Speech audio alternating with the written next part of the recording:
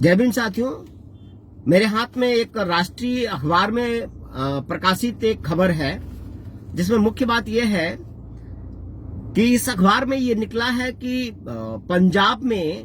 पंजाब सरकार ने अनुसूचित जाति के छात्रों की जो छात्रवृत्ति है और शुल्क प्रतिपूर्ति है, जिसके वजह से अनुसूचित जाति के बच्चों को मिनिमम फीस में एडमिशन सभी क्लासों में मिल जाता है। उस पंजाब सरकार ने वो फीस प्रतिपूर्ति और छात्रवृत्ति का पैसा कॉलेजों को नहीं दिया है।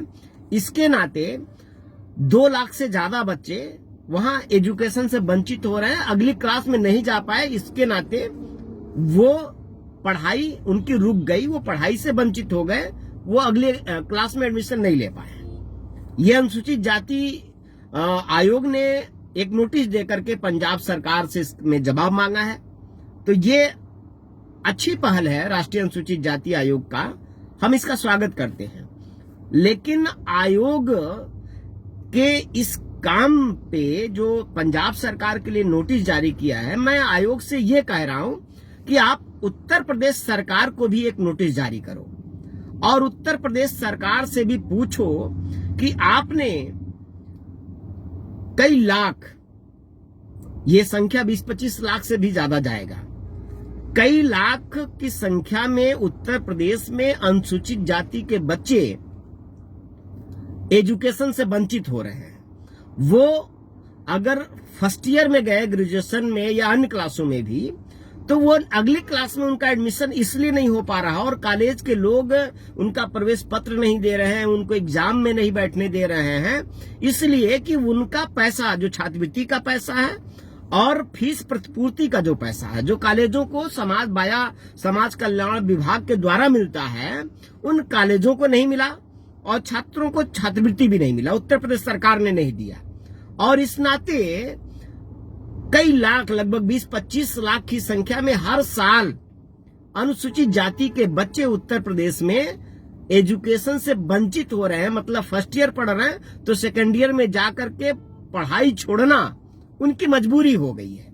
और उत्तर प्रदेश सरकार को लगातार हम लोग अम्बेडकर जन मोर्चा की तरफ से हम लोगों ने लगातार उत्तर प्रदेश सरकार को चिट्ठी भी लिखा है, उनसे कहा भी है कि इससे एक बड़ी जाति हो रही है, अनुसूचित जाति के बच्चों को एजुकेशन से आप वंचित कर रहे हैं, इनके छात्रवृत्ति का पैसा भेजिए, इनके फीस प्रतिपूर्ति का पैसा भेजिए।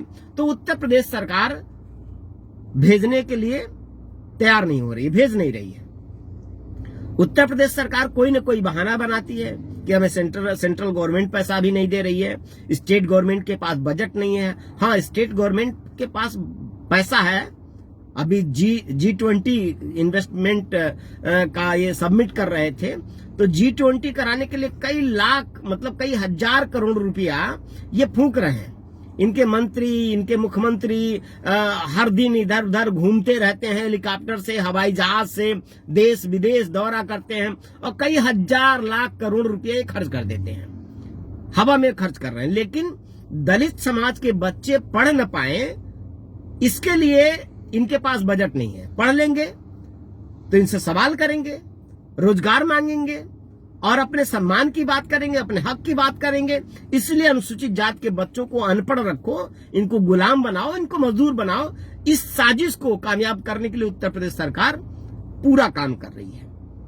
और राष्ट्रीय अनुसूचित जाति आयोग अगर निष्पक्ष है, अगर आयोग अपने कर्तव्यों का निर्वहन कर रहा है, तो जैसे आपने पंजाब सरकार से पूछा है, वैसे आप उत्तर प्रदेश सरकार से भी पूछिए कि आपने अभी तक अनुसूचित जाति के बच्चों की छात्रवृत्ति क्यों नहीं दी, आप कॉलेजों को फीस प्रतिपूर्ति क्यों नहीं दे रहे हैं, अनुसूचित जाति के बच्चों का जो फीस है वो क्यों नहीं भेज रहे हैं, और नीचे के क्लासों को आपने छात्रवृत्ति बंद क्यों कर दिया।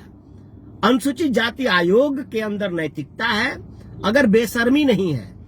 मुझे तल्ख शब्दों का प्रयोग इसलिए करना पड़ रहा है कि भारत के अंदर जितनी भी संवैधानिक संस्थाएं हैं वो सरकार के हाथ की कठपुतली, बल्कि मैं सीधे कहूं कि नचनियां बन गए हैं। ये सरकार जैसे नचाती है वैसे नाच रहे हैं सब। अनावश्यक रूप से अगर तुम नहीं कुछ कर सकते, आयोग के राष्ट्रीय आयोग के अध्यक्ष हो, स्टेट का जो आयोग है उत्तर प्रदेश में, वो तो पहले से भी मरा पड़ा हुआ है।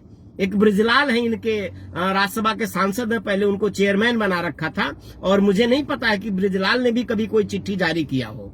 वो अपने आप को मतलब ऐसे ही झूठा लिवादा पहन करके कि बहुत तो आईपीएस रहे हैं, डीजीपी रहे हैं, वो कृपा और चमचागिरी करके कल भी थे और कृपा पे आज भी है, कृपा पे कल भी थे, चमचागिरी पे कल भी थे सब, और चमचागिरी पे आज भी है। तो आयोगों के जो अध्यक्ष हैं वह भी चमचागिरी पर आयोग में अध्यक्ष बने हुए हैं और निष्पक्षता से जो दायित्व उनका, जो कर्तव्य है, जिसके लिए उनको बनाया गया, वो पद आयोग बनाए गए, वो आयोग भी अब अपने कर्तव्यों का निर्वहन नहीं कर रहे हैं। ये शर्म की बात है। और देश के अंदर जो ये पैसे का जो दुरुपयोग हो रहा है, उनके ऑफिस के लिए पैसा लगता है, स्टाफ के लिए पैसा लगता है, गाड़ी घोड़ा के लिए पैसा लगता है, वो हवाई यात्राएं करते हैं आयोग के लोग, और वो कुछ नहीं करते हैं, सिर्फ इतना कर रहे हैं कि जहां पे बीजेपी की सरकारें नहीं है उनको तो तुम नोटिस भेज रहे हो, लेकिन जहां बीजेपी की सरकार है भैया थोड़ा ईमानदारी करो और थोड़ा सा अपनी नैतिकता जगाओ। अगर जमीर जिंदा है, अगर नैतिकता है, नहीं तो अगर खानदानी गुलाम हो तो कोई बात नहीं, गुलामी करो, लेकिन कुछ तो यार शर्म करो, अपने दायित्व का निर्वहन करो। समाज के नाम पे उन पदों पे बैठाए गए हो, दलित समाज के लोगों के लिए कुछ करने के लिए, तो कुछ करो। और सरकारों से भी मेरा आग्रह है कि आयोगों को चाटुकार और गुलाम मत बनाओ।